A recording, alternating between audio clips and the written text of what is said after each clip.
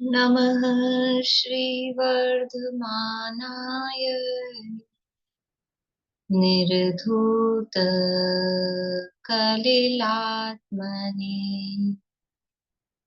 सालोकानां त्रिलोकानां यद्विद्यादर्पणायते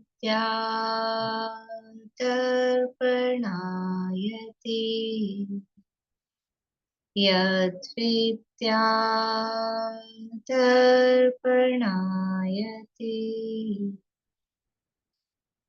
सकल पाप मल प्रक्षालक श्री वर्धमान को करुण नमन लोकालोक प्रकाशित करने जिनकी विद्या है दर्पण जिनकी विद्या है दर्पण।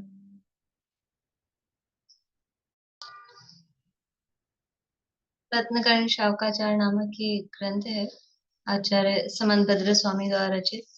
इसका षष्ठ भावना अधिकार जो पंडित सदाशिव दास जी कासलीवाल द्वारा रचित है, उसके अंतर्गत 16 कारण भावनाओं की चर्चा अपनी चल रही है। और उसमें से जो नवी वैयावृत्य भावना ये अपनी यहाँ पर चल रही है। वैयावृत्य किसे कहा, वैयावृत्य किसे कहते हैं? कि कोई भी मतलब किसी भी व्यक्ति का दुख दूर करने की जो भावना है अंदर में, उसका नाम वैयावृत्य है। और वो किसी भी रूप में, वो आहार दान देकर, औषधि दान देकर, ज्ञान दान देकर, अभय दान देकर, अथवा कायिक रूप से शारीरिक सेवा करके या वाचनिक वचनों से उसको मीठे शब्द बोलकर, अथवा मन में उसके प्रति अच्छी भावना रखकर, किसी भी रूप में वो की जा सकती है। बहुत व्यापक अर्थ इस वैयावृत्ति का है, पर प्रमुखता से जो चलता है वो बाहर में शारीरिक सेवा के रूप में वैयावृत्ति का अर्थ चलता है। पर वास्तव में वैयावृत्ति भावना का मतलब क्या है कि संसार में कोई भी जीव दुखी न रहे, सब जीवों का दुख दूर हो, ऐसी भावना, उसका नाम है वैयावृत्ति की भावना। किसी भी कारण से जीव शारीरिक रूप से, मानसिक रूप से, जन्म मरण के कष्ट से वो दुखी न हो, दुख दूर करने की जो भावना है उसका नाम वैयावृत्य भावना है। 10 प्रकार के वैयावृत्य के भेद, जो वैयावृत्य तप है उसके 10 भेद किए थे 10 प्रकार के मुनियों के आधार पर। कल हमने देखा था, ये नाम याद है आप लोगों को? आचार्य, उपाध्याय, तपस्वी।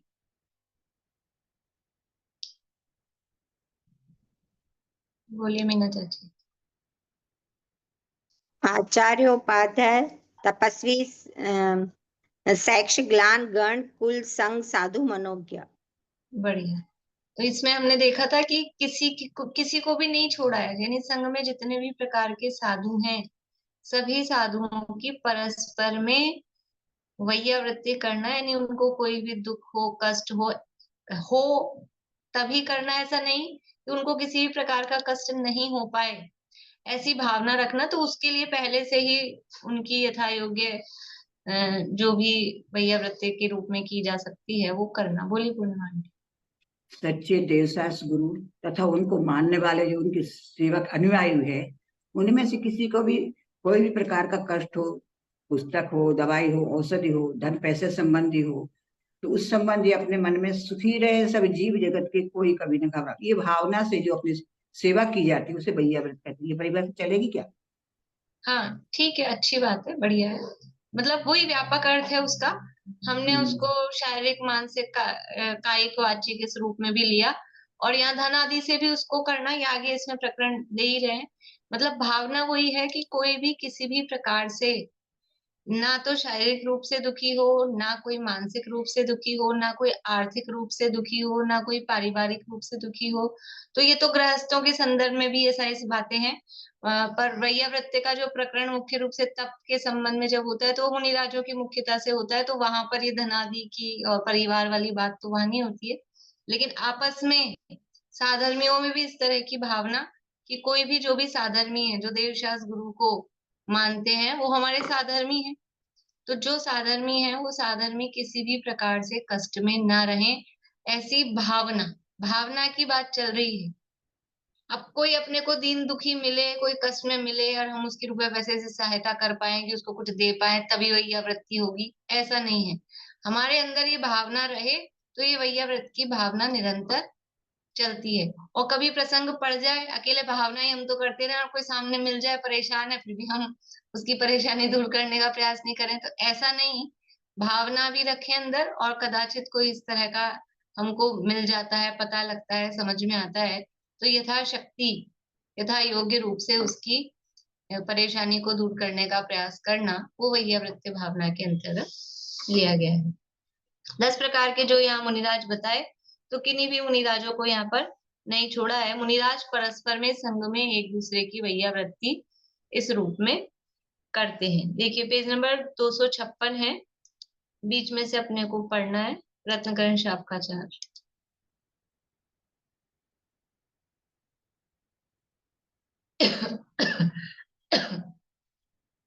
इन 10 प्रकार के मुनियों के रोग आ जाए, परिशहों से दुखी होकर तथा श्रद्धानादि बिगड़ जाने से मिथ्यात्वादि को प्राप्त हो जाए, तो प्रासुक औषधि, भोजन पानी, योग्य स्थान, आसन, तखत, तृणादि की बिछावन करके पुस्तक पीछे आदि धर्मोपकरण द्वारा प्रतिकार उपकार करना तथा पुनः सम्यक्त्व में स्थापित करना इत्यादि उपकार करना, वह वैयावृत्ति है। देखो वैयावृत्ति क्यों जरूरी है कि साहब आप तो इतने पढ़े लिखे, धर्म पढ़ते सुनते हो, कोई सेवा नहीं करे तो क्या जरूरत है, आशा ही मत करो। मतलब, और हम भी दूसरों की वैयावृत्ति, बाहर में जो सेवा शुश्रूषा है, ये हाथ पांव दबाना, औषधि आदि देना, आहार आदि देना, इसकी क्या जरूरत है? खाली ज्ञान ही पिलाओ, ज्ञान ही पिलाओ कि नहीं, बाहर में इसकी भी जरूरत है। क्योंकि अगर वो शारीरिक कष्ट बढ़ गया, क्षुधा की पीड़ा बढ़ गई और इस तरह का कष्ट कोई वो बढ़ गया, तो श्रद्धान से च्युत हो सकता है, तो ना मिथ्यात्वादी को प्राप्त हो जाए। ऐसा भी हो सकता है कि वो श्रद्धान ही बिगड़ जाए, कोई साधर्मी सहायता नहीं करता हो, कष्ट दूर नहीं करता हो, तो कि क्या रखा है ऐसे साधर्मियों में और ऐसे धर्म में, ऐसा दिखाते ना कभी कभी टीवी में, वो उसके साथ प्रतिकूलता प्रतिकूलता हो रही है तो जाके भगवान को धमकी देता है, मैं तुझे ही नहीं मानूंगा भगवान। तो भगवान से ही भगवान को चैलेंज कर देता है। तो ऐसी भावना मन में आ जाए कि हम इन देवशास्त्र गुरु को ही नहीं मानेंगे, हम इन साधर्मियों से प्रीति नहीं रखेंगे, हम इस धर्म को ही नहीं मानेंगे, कहीं और ऐसा कोई ऐसा आके दूसरा धर्म वाला कह दे कि आप तो ये मानो, ये पूजो और आपका रोग दूर, दुख दूर हो जाएगा, तो कदाचित उधर फिसल जाए। इसलिए ये वैयावृत्ति अकेली वैयावृत्ति नहीं है, स्थितिकरण भी है। तो श्रद्धान से च्युत हो सकता है, बाहर में ग्रहित मिथ्यात्व रूप और अंदर में अग्रहित मिथ्यात्व रूप, वो मिथ्यात्व उत्पन्न हो सकता है। इसलिए ये बहुत आवश्यक है। तो मिथ्यात्वादी को प्राप्त हो जाए तो प्रासुक औषधि, मतलब उनको वापस से धर्म में स्थित करना, वैयावृत्ति है वो स्थितिकरण का ही काम करती है। योग स्थान, आसन आदि करके, तृणादि की बिछावन आदि करके, पुस्तक पीछे आदि धर्मोपकरण द्वारा प्रतिकार उपकार करना, पुनः सम्यक्त्व में स्थापित करना इत्यादि उपकार करना, वह वैयावृत्ति है। और सम्यक्त्व का मतलब यहाँ मुख्य रूप से बाहर में सच्चे देवशास्त्र गुरु की श्रद्धा में स्थापित करना, जिन धर्म की श्रद्धा उसके मन में बनी रहे, वस्तु स्वरूप की दृढ़ता उसके मन में बनी रहे, इस तरह का कुछ व्यवहार करना, वो बाहर में सम्यक में स्थापित करने की बात यहाँ कही। यदि बाह्य जो भोजन पानी औषधि देना संभव नहीं हो, तो अपने शरीर द्वारा ही उनका कफ, नाक का मैल मूत्रादि दूर कर देने से तथा उनके अनुकूल आचरण करने से वैयावृत्ति होती है। विवाह में आपको जो संभव हो भोजन आदि, अब जैसे कोई मुनिराज है, मुनिराजों का भी ये भगवती आराधना आदि ग्रंथों में ऐसा आता है कि कोई रोगी मुनिराज हैं, समाधि में स्थित हैं, शपक हैं, तो उनको अगर आहार आदि की या कोई औषधि आदि की आवश्यकता है, तो वो खुद जाकर पड़गाहन विधि द्वारा पड़गाहन होकर और फिर वो श्रावक को लेकर आते हैं और वहां आके उनको आहार आदि दिलवाते हैं, औषधि आदि दिलवाते हैं, जो भी है। मतलब भाई ये तो जा नहीं सकते मुनिराज खुद रोगी हैं, और इनको आवश्यकता है, जरूरत है, तो वो खुद उपवास करते हैं, खुद जाते हैं वही आहार की विधि के हिसाब से, जैसे नवदा भक्ति पूर्वक उनका पड़गाहन होता है, और वो फिर किसी भी तरह से इशारा आदि से वो श्रावक समझ जाते हैं, तो श्रावक उनके साथ साथ जाते हैं, और फिर वहां जहाँ जो मुनिराज है, रोगी आदि इत्यादि, उनको वो औषधि आदि। तो अगर ये ऐसा पॉसिबल है तो ऐसा करें, लेकिन ऐसा पॉसिबल नहीं है, मान लो ये चीज नहीं कर पा रहे हैं, तो अपने शरीर से, अपने कायिक रूप से भी जो वैयावृत्ति उनकी हो सके, जो अनुकूलता उनको मिल सके, ऐसी वैयावृत्ति होती है। देखो किसी का बहुत सिर दुख रहा है, बहुत पैर दुख रहे हैं, बुखार वगैरह हो जाता है ना, तो पूरा बदन दर्द करता है, टूटता है, तो फिर उपयोग नहीं लगता है। तो यदि ये समझ में आ रहा है इनके बुखार हो रहा है, तो भले वो कहे ना कहे, लेकिन हाथ पांव दबा देना, तो उससे राहत मिलती है, बड़ा उपयोग स्थिर होता है। मान लो नींद आ गई है घर गृहस्थी में अपने, तो नींद आने से भी थोड़ी सी समझ लो तबीयत में सुधार होता है, अदरवाइज वो बेचैनी बढ़ती रहती है। तो इस तरह से वो बाहरी वैयावृत्ति भी वो यूजलेस है या उसका कोई मतलब नहीं है, ऐसा नहीं। इस वैयावृत्ति में संयम की स्थापना, ग्लानि का अभाव, प्रवचन में वात्सल्यता, सनाथपना इत्यादि अनेक गुण प्रकट होते हैं। वैयावृत्ति करने से क्या गुण प्रकट होते हैं, ये 4 बातें हम बता रहे हैं। संयम की स्थापना होती है, खुद संयम में रह पाते हैं, दूसरे की वैयावृत्ति कर रहे हैं तो अपना कोई विषय भोग इंद्रियों का वो छोड़ के तो वैयावृत्ति कर पाएगा। जो खुद वैयावृत्ति कर रहा है, बाहर में समझ लो हाथ पांव भी दबा रहा है, तो वो हाथ पांव दबाने में थोड़ा तो अपने विषयों को छोड़ रहा है ना, कष्ट तो थोड़ा, एक तो आराम से बैठा है और एक कर रहा है, तो ये संयम का स्थापना। ग्लानि का अभाव, कि ये जो ऊपर अभी कहा ना, कफ आदि दूर कर दे, मलमूत्र आदि की बाधा हो रही हो उसको दूर कर दे, तो ये ग्लानि का अभाव होता है। प्रवचन में वात्सल्यता, प्रवचन में वात्सल्यता साधर्मियों के प्रति, ये भी उसी भगवान की वो मानते हैं, हम भी उन्हीं भगवान को मानते हैं, परस्पर में साधर्म्य वात्सल्य। सनातपना, कि कोई है हमारे पीछे, ऐसे नहीं कि हम अकेले ही हैं, बिल्कुल। सनातपना भी, कि हमारे साथ में कोई है, उससे भी एक मेंटली सपोर्ट मिलता है। जी, व्यक्ति वो डिप्रेशन में आता है कि हम अकेले हैं, कोई नहीं है, और ऐसे कि नहीं हमारे साथ में है, सब साधन में साथ में है, तो ये सनातपना भी प्रकट इसमें होता है। वैयावृत्ति ही परम धर्म है, वैयावृत्ति नहीं हो तो मोक्ष मार्ग बिगड़ जाएगा।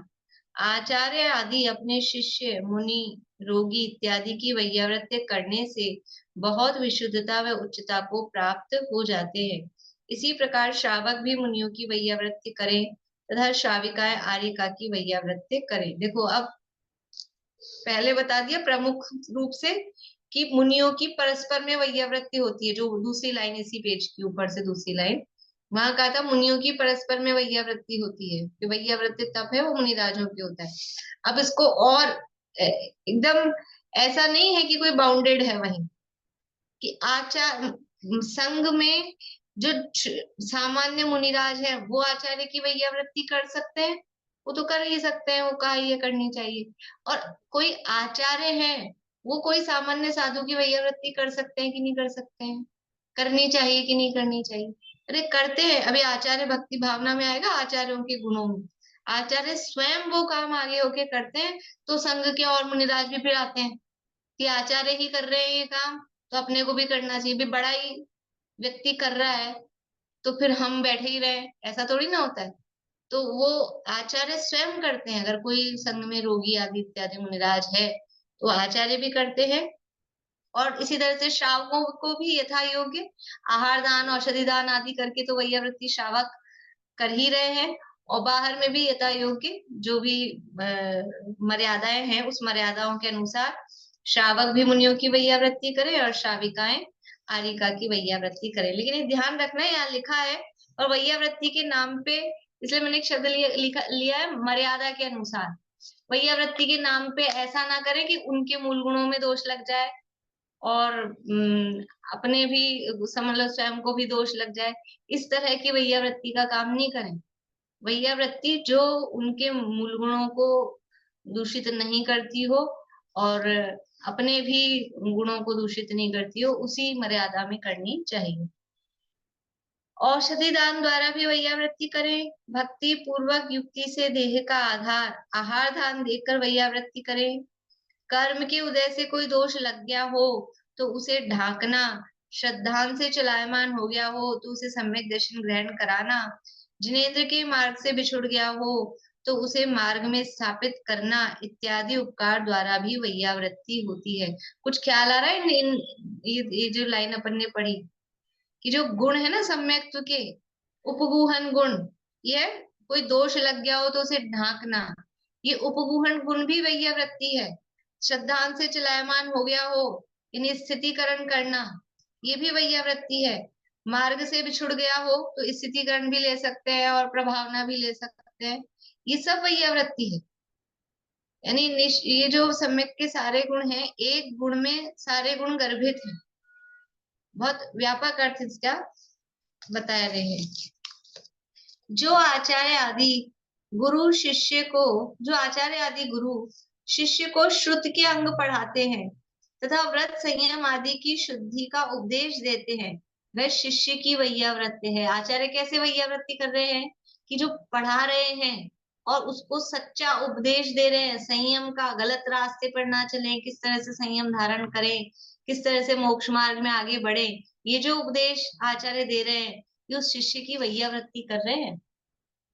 घर में जो माता पिता अगर अपने बच्चों को सच्चा सही उपदेश देते हैं, ईमानदारी का, सच्चाई का, न्याय का उपदेश देते हैं, इस तरह का उपदेश देते हैं, क्या कर रहे हैं, वो उसकी वैयावृत्ति कर रहे हैं। देखो कोई कोई माता पिता बच्चों को पाप नहीं करने की शिक्षा देते हैं, ऐसे संस्कार देते हैं, चोरी नहीं करनी चाहिए, झूठ नहीं बोलना चाहिए, तो क्या किया उन्होंने, कितना बड़ा उपकार किया कि यदि ये शिक्षा, ये संस्कार माता पिता नहीं देते और वो बच्चा चोरी करने लग जाए।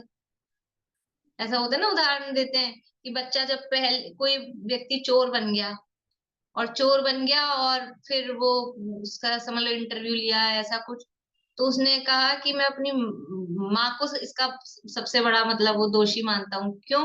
कि जब मैं पहली बार स्कूल से रबड़ चुरा कर लाया, पेंसिल चुरा के लाया, इसने मुझे डांटा ही नहीं, मना ही नहीं किया और बल्कि प्रोत्साहन दे दिया, बढ़िया काम किया तूने। तो वो ऐसे करते करते वो चोर बन गया। तो यदि वो माता पहले शिक्षा देती कि नहीं ये गलत काम है, चाहे रबड़ हो चाहे पेंसिल हो, किसी की गिरी हुई, रखी हुई, पूरी भूली हुई वस्तु को नहीं उठाना, तो उसने उसको चोर बनने से बचा लिया, अच्छी शिक्षा दी, झूठ बोलने से बचाया, तो आगे जाके वो जेल में, पुलिस में, इसमें धक्के नहीं खाए, परेशान ना हो, उसने उसको बचा लिया। तो वैयावृत्ति है।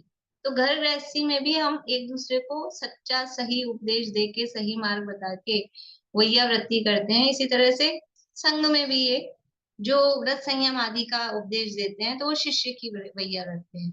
अब शिष्य कैसे करता है कि शिष्य भी गुरुओं की आज्ञा के अनुसार प्रवर्तता हुआ गुरुओं के चरणों की सेवा करे, वह आचार्य की वैयावृत्ति है। तो वो सबसे ज्यादा प्रसन्नता गुरुजनों को, माता पिता रूप गुरु हो या बाहरी गुरु हो, उनको किस बात में होती है कि वो जो शिष्य है या जो उनके बच्चे हैं वो उनके बताए हुए मार्ग पर चले, उनकी आज्ञा में चले, वही उनकी सबसे बड़ी सेवा है। उसी से वो मानसिक रूप से उनको सपोर्ट मिलता है, समझ लो प्रसन्नता रहती है। ये उनकी वैयावृत्ति है। अपने चैतन्य स्वरूप आत्मा को राग द्वेष आदि दोषों से लिप्त नहीं होने देना, वह अपने आत्मा की वैयावृत्ति है। बाहर की तो बहुत कर ली, गुरु की और शिष्य की, माता पिता की, ये, लेकिन अनादिकाल से जिसकी वैयावृत्ति नहीं की, ऐसा मैं स्वयं दुनिया में बाहर की तो की, और वो बाहर की लेकिन अपनी नहीं की, इसलिए वो बाहर की भी वास्तव में की नहीं। जो अपनी वैयावृत्ति करता है तो बाहर में उसके माध्यम से दूसरों की वैयावृत्ति हो सकती है। तो अनादिकाल से अपने आत्मा को, जैसे उस माँ ने बच्चे को चोर बनने से नहीं रोक पाई, नहीं रोका, तो उसने बच्चे की वैयावृत्ति नहीं की। ऐसे ही हम संसार में अपने आप को भ्रमाने से, दुख उठाने से नहीं रोक पा रहे हैं, तो क्या कर रहे हैं, हम अपने आप की वैयावृत्ति नहीं कर रहे। और जो अपने आप को संसार के चतुर्गति के दुखों के परिभ्रमण से बचाता है वो अपनी वैयावृत्ति करता है। दुखों से बचाना ना, वैयावृत्ति में अभी शुरू में क्या कहा था, संसार में कोई भी जीव दुखी ना रहे, ऐसी भावना। तो कोई भी जीव में वो कोई एक मैं भी जीव हूं कि नहीं हूं? दूसरे जीवों को तो सुखी करने की भावना भाते हैं, खुद का आता पता ही नहीं है कि सबसे पहले मैं दुखी ना रहूं, ऐसा काम ऐसा उपाय मैं करूं, और उसका जो प्रभाव पड़ता है वो सबसे ज्यादा कि हमने खुद ने वो चीज प्राप्त की हो, फिर हम दूसरों के लिए भावना भाएं और दूसरों को उपदेश दें, तो उसका इफेक्ट होगा। खुद ही दुखी है, फिर दूसरों का तुम ऐसे सुखी हो ऐसे सुखी हो, ये खुद तो दुखी बैठे हैं, खुद को तो घुटनों में दर्द हो रहा है और दूसरों को दवाइयां बताते फिरे, ये लिया करो वो लिया करो, कि तुम हमको बता रहे हो, तुम भी तो लेके अपना दुख दूर कर लेते। तो ऐसे ही खुद संसार परिभ्रमण में डूब रहे हैं और फिर दूसरों को उपदेश दें कि तुम्हारा दुख दूर हो जाए। तो सबसे पहले दया करो, पहले अपने पर, पहले अपनी वैयावृत्ति की जाए। तो कैसे करें कि अपने आत्मा को राग द्वेष आदि दोषों से लिप्त नहीं होने देना। जिस भी देखो वास्तव में राग द्वेष का अभाव होता है वो मिथ्यात्व के अभाव पूर्वक, यानी आत्म स्वरूप के अनुभव पूर्वक, निर्णय पूर्वक वो अभाव होता है। लेकिन उससे पूर्व भूमिका में भी जिन बातों में, जिन परिस्थितियों में, जिन प्रसंगों से राग द्वेष बढ़ते हैं, तो बुद्धि पूर्वक उनसे दूर रहना चाहिए, बचना चाहिए। ये अपने आप को राग द्वेष से लिप्त नहीं हो, लेकिन इतने मात्र से इतिश्री नहीं है, वो तो टेम्पररी ही काम है। जब तक मिथ्यात्व का अभाव नहीं हो तब तक ये राग द्वेष कभी कम कभी ज्यादा होते रहते हैं। तो असली उपाय तो मिथ्यात्व के अभाव पूर्वक ही राग द्वेष का अभाव करना, वही असली उपाय है। लेकिन उसकी पूर्व भूमिका में भी बुद्धि पूर्वक जो जिन प्रसंगों में ज्यादा राग द्वेष होते हैं उनसे बचना चाहिए। तो वो अपनी वैयावृत्ति है। तो कैसे बचे राग द्वेष से? तो अपने आत्मा को भगवान के परमागम में लगा देना, 10 लक्षण रूप धर्म में लीन हो जाना, वह अपने आत्मा की वैयावृत्ति है। ये परमागम में लगा देना, स्वाध्याय में, स्वाध्याय में उपयोग लगाएंगे तो फिर दूसरे विकल्प नहीं आएंगे ना राग द्वेष। जितनी देर हम स्वाध्याय कर रहे हैं, पाठ कर रहे हैं, याद कर रहे हैं, ये याद करना बहुत अच्छा है राग द्वेष से बचने के लिए। ये दूसरी बातें ख्याल ही नहीं है, हम तो अपनी किताब लेके हमको तो याद करना है।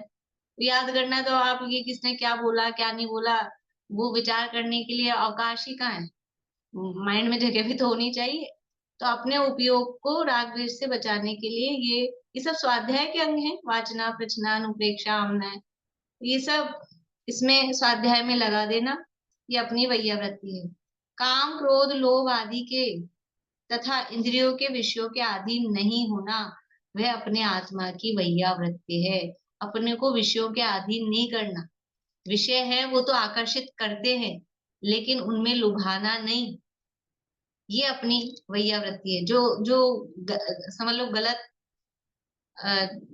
चीजें होती है ना वो आकर्षित करती हैं, जो व्यसन होते हैं वो आकर्षित करते हैं, इसी तरह से विषय भी आकर्षित करते हैं।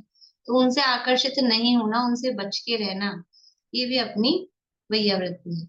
यहाँ और भी विशेष जानना, रोगी मुनियों का तथा गुरुओं का प्रातः एवं संध्या काल शयन आसन कमंडल पीछी पुस्तक अच्छी तरह नेत्रों से देखकर मयूर पीछी से शोधना, अशक्त रोगी मुनि का आहार औषधि आदि द्वारा संयम के योग्य उपचार करना, शुद्ध ग्रंथ को वाचकर धर्म का उपदेश देकर परिणामों को धर्म में लीन करना तथा उठाना बैठाना मलमूत्र कराना करवट लेवाना इत्यादि सब वैयावृत्ति है। तो कोई रोगी मुनिराज है तो अब वो खुद, क्योंकि मुनिराजों की कुछ क्रिया होती है ना, परिमार्जन करना है, पीछे कमंडल आधार निक्षेपण समिति है, देख कर उठाना है, देख कर रखना है, उनको समझ लो जिस जगह शयन करना है तो वो स्थान को देखना है, शोधना है। तो अब वो खुद नहीं कर पा रहे, तो ऐसे मुनिराजों का, रोगी मुनिराजों का खुद ही वो पीछे कमंडल आदि देखें, वो स्थान उनका देखें, अच्छे से शोध दें, परिमार्जन कर दें, ये सब काम भी करना, ग्रंथ वाच कर सुना दें, दश भक्ति वगैरह ये पाठ वगैरह करने होते हैं, खुद की किसी की ताकत नहीं है तो उनको वो पाठ करा देना, सुना देना, इस तरह से उठाना बैठाना, ये सब वैयावृत्ति है। कोई साधु रास्ते में दुखी हुआ हो, भील म्लेच्छ दुष्ट राजा दुष्ट तिर्यंचों द्वारा दुखी हुआ हो, उपद्रव रूप हुआ हो, दुर्भिक्ष मरी व्याधि इत्यादि उपद्रवों से पीड़ा होने से परिणाम कायर हुए हों तो उसे स्थान देकर कुशल पूछकर आदर से सिद्धांत की शिक्षा देकर स्थितिकरण करना वह वैयावृत्ति है। देखो, मुनिराज ना, हमारे दिमाग में जो इमेज है ना कि मुनिराज हैं तो कोई चाहे आ जाए, चोर डाकू चक्का आ जाए, वो तो डरते ही नहीं है, उनको तो डर ही नहीं लगता होगा, ऐसा नहीं है। वो भी कोई भगवान नहीं बने, तो यथा योगी उनको भी भय भी होता है। जंगल से जा रहे हैं और कोई मिल गए इस तरह के भील वगैरह, चोर डाकू इस तरह के, पकड़ लिया और फिर जैसे से करके छूट के आए, तो जैसे अपने नहीं होता है कि कहीं से बच के आए, बहुत तेज, मतलब समझ लो एक्सीडेंट होने वाला था, गाड़ी आके एकदम से रुकी, तो 10 मिनट तक क्या होता है, अपनी धड़कन ही नहीं रुकती है। और फिर या कहीं इस तरह के लोगों से बच के निकल के आए हों, तो ऐसे लगता है ना, जैसे बच्चा होता है माँ की गोद में आके छिप जाए कि रोने लग जाए, डर जाता है। तो ऐसे मुनिराज भी डर सकते हैं। तो कोई मुनिराज इस तरह के प्रसंग से यदि वो आए हों, कोई उपसर्ग आदि की परिस्थिति उनके ऊपर बन रही हो, बनने वाली हो, और उससे निकल के आए हों, तो परिणाम कायर हुए हों। सबके अलग अलग स्तर होता है ना, सबके अलग अलग तरह के परिणाम हो सकते हैं, तो इस तरह के परिणाम भी हो सकते हैं। तो उनको, मुनिराज को भी बिठाना, बुलाना, प्यार से बोलना, पहले उनको सांत्वना देना, सीधे आते डांटना डूटना नहीं, ऐसा कोई सीधा कि तुमने ये गलती की, वो गलती की, ऐसा नहीं। उनको अच्छे से कुशलता पूर्वक कुशल पूछकर आदर से फिर उनको सिद्धांत की शिक्षा देकर स्थितिकरण करना। जो समर्थ होकर के भी अपने बल वीर्य को छिपाकर वैयावृत्ति नहीं करता है वह धर्म रहित है। देखो क्या कह रहे हैं, जो कैपेबल है, समर्थ है, कर सकता है, फिर भी नहीं करता है कि साहब हम तो नहीं कर सकते, ऐसा कहे हमारे में तो शक्ति तह कहा है आपने, हमारी तो शक्ति नहीं है, ये ऐसा नहीं है। कह रहे हैं वह धर्म रहित है। उसने तीर्थंकरों की आज्ञा भंग की, श्रुत द्वारा उपदेशित धर्म की विराधना की, अपना आचार बिगाड़ लिया, प्रभावना नष्ट की, धर्मात्मा का आपत्ति में भी उपकार नहीं किया, तब धर्म से विमुख हुआ, श्रुत की आज्ञा लोपने से परमागम से परान्मुख हुआ। अब देखो, पहले तो उसकी महिमा बता रहे थे, अब उसकी अगर जो नहीं करता है वैयावृत्ति, तो उसका क्या इफेक्ट होता है, क्या उसका दोष है, वो बता रहे कि वो सब सब कुछ नष्ट है। उसके जीवन में धर्म नहीं है, फिर धर्म नहीं है तो फिर ना आचरण है, ना प्रभावना है, ना कोई किसी का उपकार है, वो धर्म से बिल्कुल विमुख है, ऐसा कह रहे हैं। वैयावृत्ति से ऐसे परिणाम होते हैं कि अहो, मोह अग्नि से जलते हुए जगत में एक दिगंबर मुनि ही ज्ञान रूप जल के द्वारा मोह रूप अग्नि को बुझाकर आत्म कल्याण करते हैं। जगत मोह से जल रहा है, मोह की अग्नि, देखो मोह को ज्यादातर अज्ञान अंधकार, मोहांधकार की उपमा देते हैं, यहाँ मोह को अग्नि की उपमा भी दे रहे हैं कि मोह रूपी अग्नि जल रहा है, सारी दुनिया मोह में जल रही है। ये कैसे शांत हो सकती है, कि ज्ञान रूप जल के द्वारा ही ये शांत हो सकती है। और कौन जिसको शांत करने में समर्थ है, कि दिगंबर मुनिराज, वो ही, उन्होंने इस मोह पर विजय प्राप्त की है, तो वो इस मोह रूपी अग्नि को बुझाकर आत्म कल्याण करते हैं। वे धन्य हैं जो काम को मारकर, राग द्वेष का त्याग कर, इंद्रियों को जीतकर आत्मा के हित में उद्यमी हुए हैं। ये लोकोत्तर गुणों के धारी हैं। मुझे ऐसे गुणवंतों के चरणों की शरण प्राप्त हो। इस प्रकार के गुणों में परिणाम वैयावृत्ति से ही होते हैं। ये इस तरह की भावना कि वो ऐसे मुनिराज धन्य है और मुझे भी ऐसे गुरुओं की शरण प्राप्त हो, ये सब परिणाम वैयावृत्ति से होते हैं। जैसे जैसे गुणों में परिणाम मग्न होते हैं वैसे वैसे श्रद्धान बढ़ता है।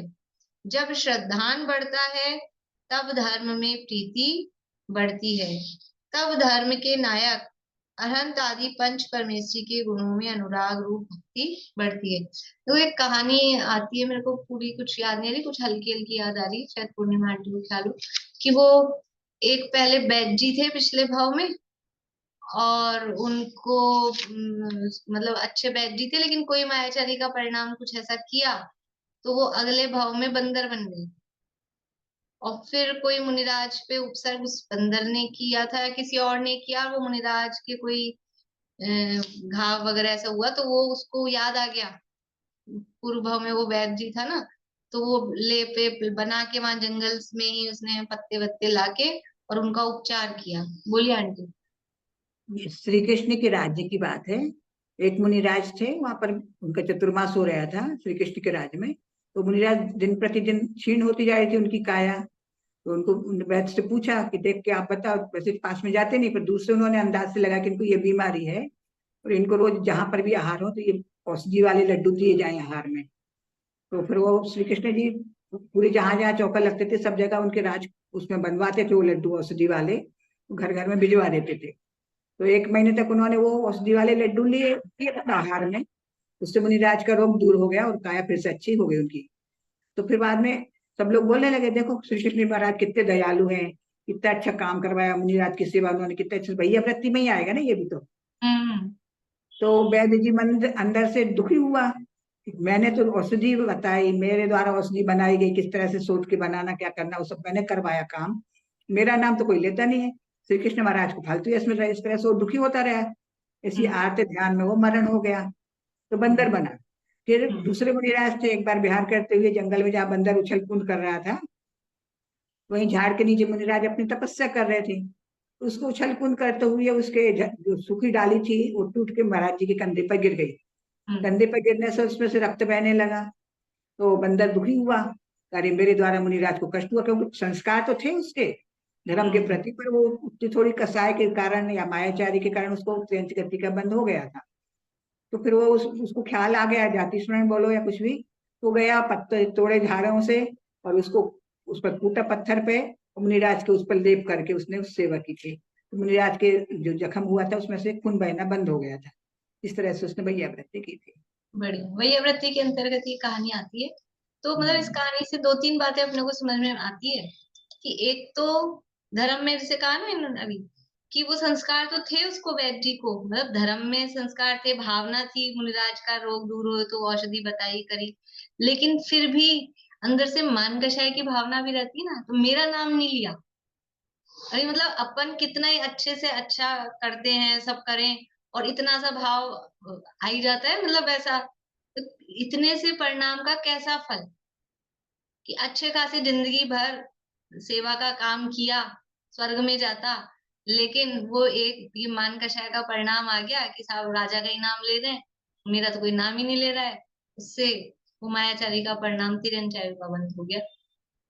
फिर वो संस्कार वहां जागृत हुए, मुनिराजों के प्रति भक्ति की भावना आई, तो फिर बाद में वो काम किया। तो मतलब ये यहाँ तो ये कह रहे हैं कि ये ऐसी भक्ति, मतलब ये मुनिराजों के प्रति वो तिर्यंच भी बना, जैसे मेंढक का आता है, सेठ जी का, वो मेंढक बन गए, फिर बाद में जाके वो संस्कार तो जागृत होते हैं, किसी पर विराधना के परिणाम स्वरूप वो हो जाता है ऐसा। तो ये उस भाव में भी वो सेवा का भाव उसको आया। देखिए इसको पूरा कर लेते हैं। जैसे जैसे गुणों में परिणाम मग्न होते हैं वैसे वैसे श्रद्धान बढ़ता है। जब श्रद्धान बढ़ता है तब धर्म में प्रीति बढ़ती है। समझ लो ये जो श्लोकदेश में श्लोक दिया, यथा यथा समायाति संवित्तौ तत्त्वमुत्तमम् तथा तथा न रोचन्ते विषया सुलभापि, यथा यथा न रोचन्ते विषया सुलभापि तथा तथा समायाति संवित्तौ तत्त्वमुत्तमम्। यानी जैसे जैसे ये उत्तम तत्व अनुभव में आता है, इसके प्रति रुचि बढ़ती है, वैसे वैसे विषयों से रुचि घटती जाती है। जैसे जैसे विषयों से रुचि घटती जाती है वैसे वैसे आत्मा की रुचि बढ़ती जाती है। वही बात यहाँ कह रहे हैं कि जैसे जैसे श्रद्धान बढ़ता है तो धर्म में प्रीति बढ़ती है, जैसे जैसे प्रीति बढ़ती है वैसे वैसे वो श्रद्धान बढ़ता है। भक्ति कैसी होती है? मायाचार रहित, मिथ्या ज्ञान रहित, भोगों की वांछा रहित, मेरु के समान निष्कंप अचल, ऐसी जिन भक्ति जिसे होती है उसे संसार के परिभ्रमण का भय नहीं रहता। ऐसी भक्ति धर्मात्मा की वैयावृत्ति से होती। कैसी भक्ति होती है? देखो, मायाचार रहित, मिथ्या ज्ञान रहित, भोगों की वांछा रहित।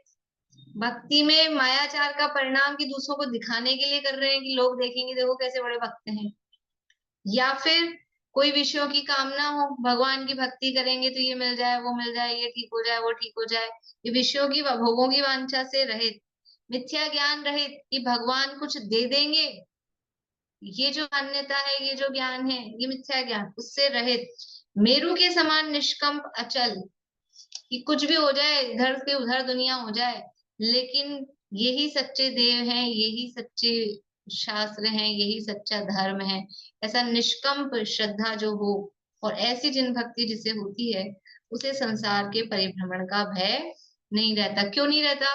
कि फिर परिभ्रमण चलता रहे, उसको डर नहीं लगेगा? कि उसको परिभ्रमण का भय नहीं रहता, मतलब उसके परिभ्रमण बचता ही नहीं है, इसलिए उसको डरने की क्या बात है। उस डर तो उसको हो जो गलत काम करे, तो उसको डर लगे कि मैं फंसूंगा, बंधूंगा।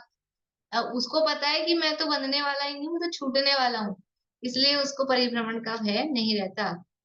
ऐसी भक्ति धर्मात्मा की वैयावृत्ति से होती है। 5 महाव्रतों सहित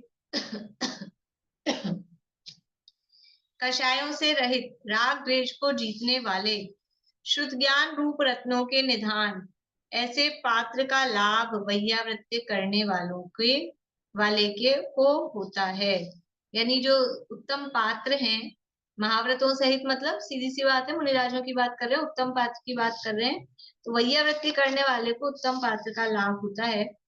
जिसने रत्नत्रय धारी की वैयावृत्ति की, उसने रत्नत्रय से अपनी जोड़ स्वयं को तथा दूसरों को मोक्ष मार्ग में स्थापित कर लिया। तो क्या कह रहे हैं, अंडरलाइन करने जैसी है कि जिसने रत्नत्रय धारी की वैयावृत्ति की, उसने क्या किया, उसने अपने आप को रत्नत्रय से जोड़ लिया।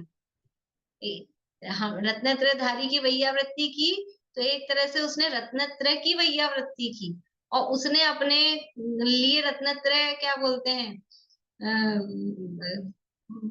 बुकिंग करा ली उसकी, उसका रिजर्वेशन करा लिया, वो उसको जोड़ लिया ऐसा।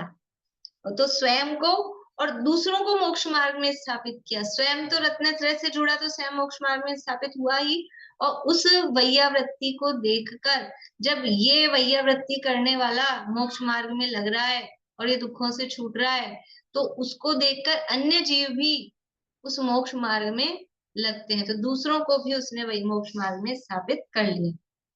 जिसने आचार्य की वैयावृत्ति की है, उसने संपूर्ण संघ की, सर्व धर्म की वैयावृत्ति की, भगवान की आज्ञा पाली।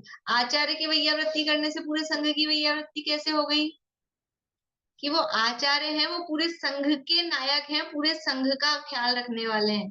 तो आचार्य की वैयावृत्ति की, तो एक तरह से पूरे संघ की वैयावृत्ति की, भगवान की आज्ञा पाली, अपने तथा अन्य के संयम की रक्षा की, शुभ ध्यान की वृद्धि तथा इंद्रियों का निग्रह किया, रत्नत्रय की रक्षा की, अत्यधिक दान दिया। वैयावृत्ति करने से दान हो गया कि हाँ, कह रहे हैं अत्यधिक दान दिया, एक भी रुपया पैसा दिए बिना इस वैयावृत्ति की भावना, ये वास्तव में सच्चा दान है। निर्विचिकित्सा गुण को प्रकट दिखाया। वैयावृत्ति करने में कितने सारे गुण हो गए। उपगूहन की बात की थी, स्थितिकरण की बात की थी, वैयावृत्ति तो है ही। ये निर्विचिकित्सा, निकांक्षित, भोगों की वांछा नहीं रही, कहा है ना कि इंद्रियों का निग्रह किया, तो निकांक्षित भी आ गई, भय से रहित हो गया, संसार का भय नहीं रहा, निशंकित, निकांक्षित, निर्विचिकित्सा, और रत्नत्रय में दृढ़ता हुई, तो अमूढ़ दृष्टि, दूसरों के दोष ढांके, उपगूहन, और स्थितिकरण तो रहा ही है, स्थितिकरण, और उसने प्रभावना की अपने आचरण के माध्यम से, और साधर्मी के प्रति वात्सल्य था, तब तो ये सारा काम किया, तो वात्सल्य, प्रभावना, 8 गुण इस एक वैयावृत्ति के अंतर्गत समाहित हो जाते हैं। देखो अब क्या कह रहे हैं, धन खर्च कर देना सुलभ है, किंतु रोगी की टहल सेवा करना दुर्लभ है। ये 250-300 साल पहले ये लाइन लिखी है, और आज कितनी कितनी एक्यूरेट है कि हम घर में बीमार हो, माता पिता, खुद के सगे, कोई भी हो सकता है, बच्चा भी हो सकता है, माता पिता भी हो सकते हैं, कंपनी से 20,000 रुपए महीना, 25,000 रुपए महीना, जितना लगता हो, मुझे ज्यादा आइडिया नहीं है, उतने का आदमी बुला लेंगे, लड़का लड़की नर्स जो भी है वो बुला लेंगे, खुद से नहीं होता है, खुद से नहीं होता है, उसको रख देंगे कि हमारी माता जी की सेवा करो, हमने पूरा सब व्यवस्था कर रखी, बिल्कुल अलर्ट, कोई इनको दिक्कत नहीं थी, खुद के हाथ से नहीं होती। वो वैयावृत्ति का गुण आप उसको लगा दोगे, वो वैयावृत्ति का, वो तो पैसे के लिए कर रहा है, कुछ लोग ठीक है भावना से भी करते हैं, थोड़ा यथा योग्य है वो सबका अपना, लेकिन वो भावना कहाँ से आएगी? ये सारे निर्विचिकित्सा, उपगूहन और ये गुण अपने में कैसे आएंगे? खुद अपने हाथ से नहीं करेंगे। धन खर्च कर देना सुलभ है, किंतु रोगी की टहल सेवा करना दुर्लभ है। अन्य के अवगुण ढकना, गुण प्रकट करना इत्यादि गुणों के प्रभाव से तीर्थंकर नाम कर्म की प्रकृति का बंध होता है। यह वैयावृत्ति में उत्तम है। ऐसी जिनेन्द्र की शिक्षा है। जो कोई श्रावक या साधु वैयावृत्ति करता है, वह उत्कृष्ट निर्वाण को प्राप्त करता है। ये वैयावृत्ति अपने हाथ से किया गया काम होगा तो वो गुण अपने में प्रकट होंगे, वो फीलिंग्स आएंगी। अपने हाथ से नहीं करेंगे तो कहाँ से आएंगी? जो अपनी सामर्थ्य के अनुसार 6 काय के जीवों की रक्षा करने में सावधान है, उससे समस्त प्राणियों की वैयावृत्य होती है। इस प्रकार वैयावृत्य नाम की नौवीं भावना का वर्णन किया। देखो अभी तक तो वैयावृत्ति साधर्मियों में, मुनिराजों में, अब कह रहे हैं समस्त प्राणियों की वैयावृत्ति कैसे होती है, सब प्राणियों की वैयावृत्ति, कि ये 6 काय के जीवों की रक्षा करने में जो सावधान है, कि हमारे माध्यम से किसी जीव को कोई कष्ट ना हो, विराधना ना हो, इस सब जीवों की वैयावृत्ति की गई है। इस तरह से बहुत व्यापक इस वैयावृत्ति का अर्थ है। हम भी अपने जीवन में ये वैयावृत्ति की भावना प्रकट करें और 8 गुण उसके माध्यम से हमारे जीवन में प्रकट हों, इसी भावना से यहाँ पूरा करते हैं। अब ये अनंत भक्ति भावना की चर्चा करेंगे मंडे से। इसमें थोड़ा समावशरण का वर्णन भी आएगा, महिमा ही है।